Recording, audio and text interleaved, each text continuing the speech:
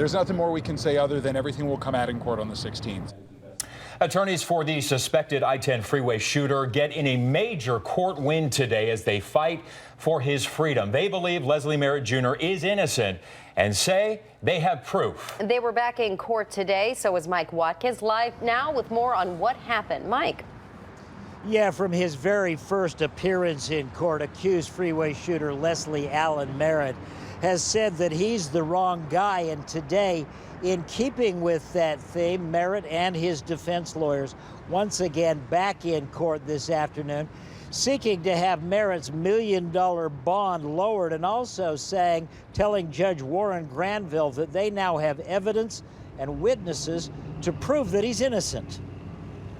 This is the time set for a status conference on a motion to modify release conditions, State versus Leslie Merritt. 21-year-old accused freeway shooter Leslie Allen Merritt Jr. in court this afternoon as his defense attorneys Jason Lamb and Ulysses Farragut continue to push to have Merritt's $1 million bond lowered or to have Merritt released from jail outright, telling Judge Warren Granville that they now have evidence and witnesses to show that their landscaper client was at his Glendale home with his family at the time of one of the freeway shootings, and for the first time saying they have cell phone tower data to support that alibi. There is cell site information that corroborates that Mr. Merritt was not at these alleged locations on the time and date, and there are phone records that corroborate these witnesses' information. Merritt's attorneys asking for an evidentiary hearing next month in which to present the alleged alibi info and witnesses,